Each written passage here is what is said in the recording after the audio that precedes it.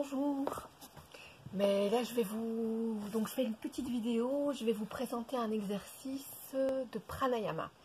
Donc tous les exercices que je vous ai montrés, donc il y a eu des sadhanas comme la salutation à la lune, salutation à la terre, il y a eu des asanas, donc tous les exercices de posture. Là je vais vous présenter un pranayama. Pranayama c'est des exercices de respiration. Donc respiration qui est fondamentale, qui est centrale dans le yoga, et des exercices de pranayama donc vont nous aider à contrôler le prana dans le corps, donc à contrôler la circulation de l'énergie du prana, donc l'énergie vitale dans le corps. Parce que dans le yoga, prana, c'est vraiment l'énergie vitale, c'est l'air, c'est l'oxygène, mais c'est plus que ça. Prana, c'est vraiment l'énergie vitale. Et donc, il y a un tas d'exercices de pranayama qui nous aident à contrôler, à voir comment circule l'énergie vitale et à faire circuler l'énergie vitale de manière favorable dans le corps. Alors, il y a un gourou, Dhiranandaji, donc gourou dans le bon sens du terme, hein, parce qu'en sanskrit, gourou, ça veut simplement dire celui auprès de qui on s'assied pour recevoir l'enseignement. Donc, Dhiranandaji, qui est un gourou de la lignée de Babaji, donc la lignée de laquelle, du yoga que j'enseigne. Donc il disait que l'esprit est le souverain des sens. Donc en fait en yoga, on va travailler vraiment sur le fait d'être maître de soi. C'est vraiment le yoga, c'est toute une science holistique, hein, on va travailler beaucoup de choses, jusqu'à l'alimentation, etc., pour être maître de soi, pour ne plus être téléguidé par notre mental, pour ne plus être téléguidé par nos sens, mais pour devenir nous, maîtres de nous-mêmes. Et donc, il dit que l'esprit est le maître de nos sens. Mais il dit aussi que l'air est le maître de l'esprit. Donc, l'air va nous aider à travailler l'esprit, qui va nous aider à travailler les sens. Et il dit également que l'âme est le souverain de l'air. Donc en fait, il y a comme ça une hiérarchie qui n'est pas, qu'il ne faut pas voir pyramidale comme une hiérarchie, qui est vraiment plutôt tout un ensemble rhizomique qui fonctionne ensemble. Et donc il y a l'âme, hein, puisqu'en yoga aussi c'est la méditation qui est le but du yoga. On va travailler le corps, on va travailler le souffle, etc. Mais en fait le but c'est la méditation, c'est de rejoindre l'âme, en fait de rejoindre ce qu'on est réellement au-delà de notre matérialité. En fait c'est pour ça qu'on fait du yoga. Et donc cette âme, eh bien, c'est lui qui est le souverain de l'air, et l'air est le souverain de l'esprit, et l'esprit est le souverain des sens. Donc je trouve que c'est une bonne explication de voir comment tout fonctionne, et qui est une bonne explication aussi du yoga. Donc voilà, donc le pranayama, donc travail du souffle, hein, et fatalement ça va travailler nos poumons, ça va travailler l'oxygénation de notre corps, donc amener plus d'oxygène dans notre corps, donc amener plus d'oxygène dans notre sang, ça veut dire amener plus d'oxygène dans notre cerveau, ça va nous amener aussi à plus de concentration, à plus de vivacité d'esprit, ça va nous amener à pouvoir mieux réfléchir, à pouvoir prendre la bonne décision, ça amène aussi une meilleure oxygénation, ça amène aussi un travail au niveau de notre système nerveux. Donc le système nerveux est beaucoup plus apaisé. Avec le souffle, on va travailler le diaphragme qui est directement en contact, lui, avec notre système nerveux parasympathique, qui amène la relaxation et la détente. Donc ces pranayama, ils nous aident à beaucoup de choses au niveau physique et au niveau psychique. Donc là, je voulais vous proposer un pranayama central qui est Nadi Sodhana. Donc Nadi Sodhana, c'est la respiration alternée.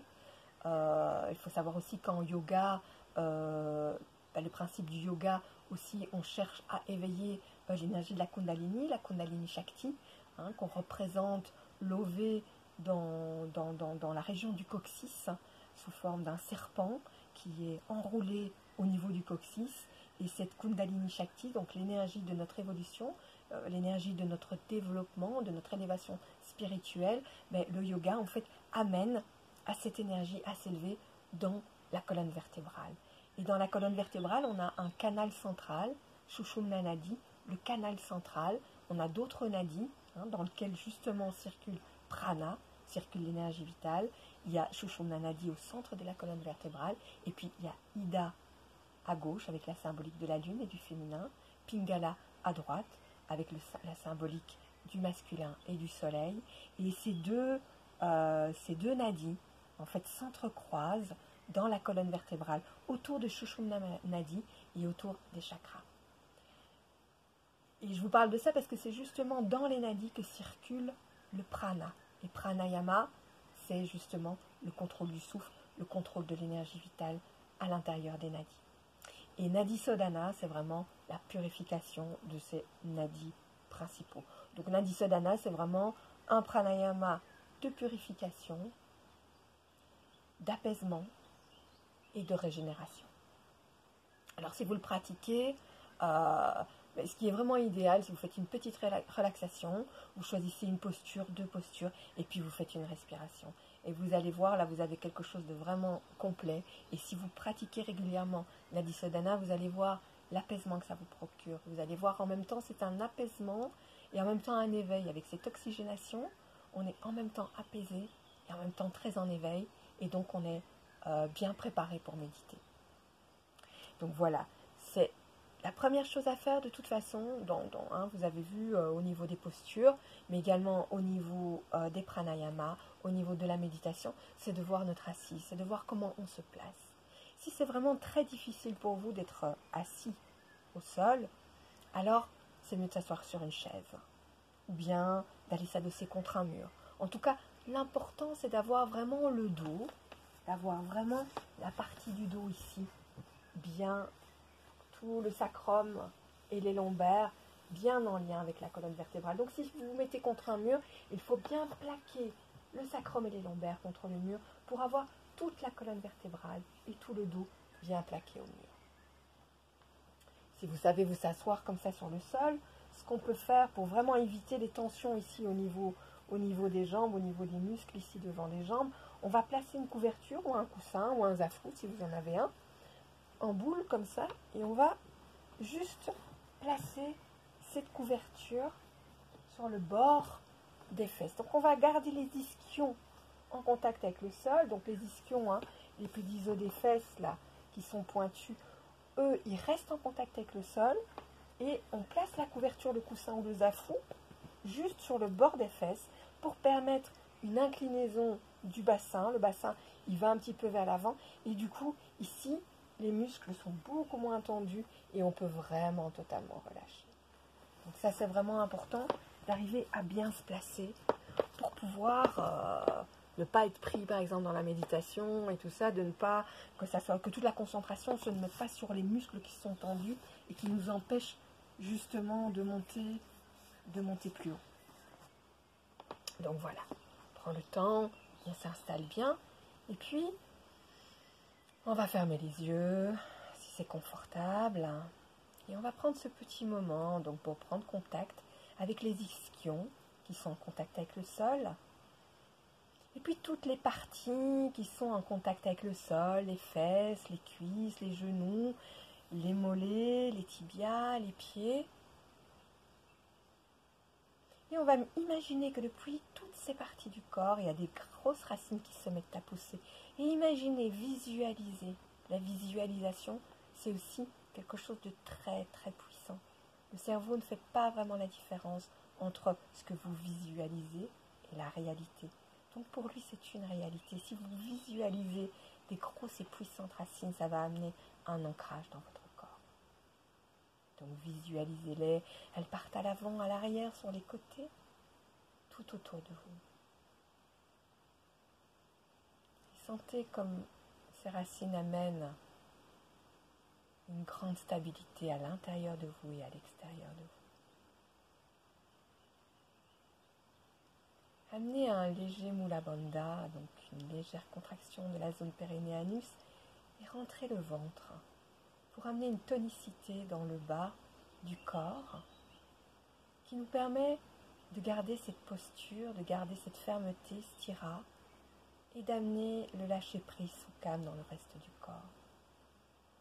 avec stira en bas, le périnée, le ventre, le bas du dos.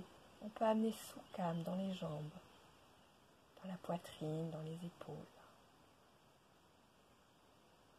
Veillez bien à avoir toute la poitrine ouverte. Les épaules sont bien dégagées. Dégagez votre poitrine, votre gorge. Votre tête est bien dans l'axe, bien dans l'alignement de la colonne vertébrale. Vérifiez bien que vous avez vos cervicales bien dans l'allongement. Le menton ne va pas en avant, en général. Nous, en Occident, on porte les choses avec notre tête, avec nos épaules. Donc relâchez bien les épaules et ramenez le menton légèrement en arrière pour allonger les cervicales et que la tête soit bien dans l'axe. Puis revenez à votre coccyx. Et depuis le coccyx, imaginez la racine maîtresse qui est bien grosse et bien puissante et qui s'ancre très profondément dans la terre. Elle s'ancre très profond et elle va rejoindre le noyau terrestre.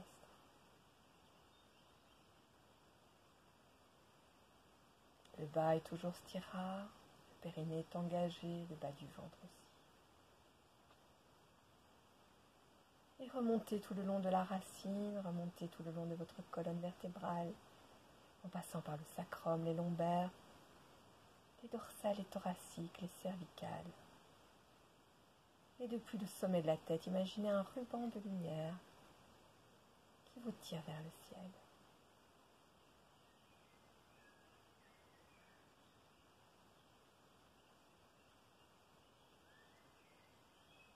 Sentez cet alignement, cet ancrage en bas. Vous êtes entre l'énergie de la terre en bas et l'énergie du ciel en haut. Et puis prenez la mesure de votre respiration. Sentez la respiration dans le ventre. Sentez le ventre qui se gonfle à l'inspire. Et le ventre qui se rétracte à l'expire. Et amenez un petit sourire sur vos lèvres. À nouveau, ce petit sourire va envoyer le message à votre cerveau que tout va bien. Et le cerveau, lui, vous enverra les hormones du bien-être puisque tout va bien.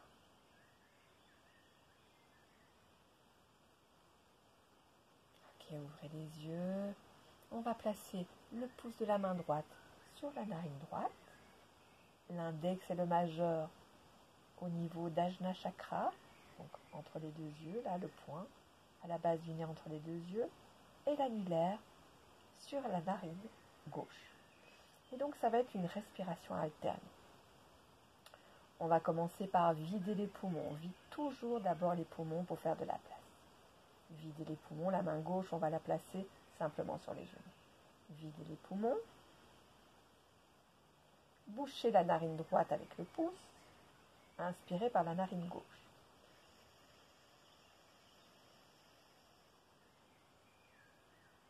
On arrête de respirer, rétention. Bloquez la narine gauche avec l'annulaire et expirez en lâchant le pouce. Expirez à droite.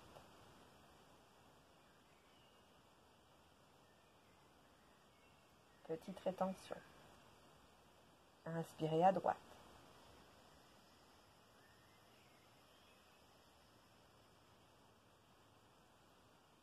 On arrête de respirer, on bouche la droite, on libère la gauche, on expire à gauche.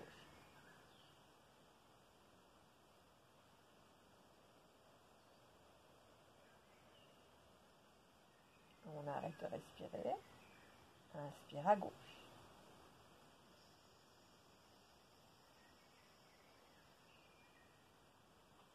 Fermez la gauche, libérez la droite, expire à droite.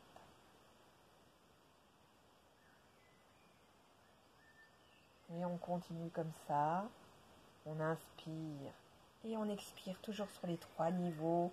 L'inspire, on gonfle d'abord le ventre, et puis le torse, et puis le haut du thorax. Rétention, et pour vider, on vide du haut jusqu'en bas. On ouvre à l'avant et à l'arrière chaque fois. Vous pouvez le faire 5 fois, faire une pause de quelques respirations normales et reprendre 5 fois, ça fait 10 fois en tout. Ensuite, quand vous avez fini, vous pouvez rester dans cette position, dans le calme, le silence, toujours avec le petit Mula Bandha, bien stiré en bas, bien soufflé en haut, et rester concentré sur Ajna Chakra pour une petite méditation. Vous allez voir, c'est une grande détente et justement une grande concentration pour entrer dans la méditation. Voilà, je vous souhaite beaucoup de joie avec cette pratique de Nadi Sodhana.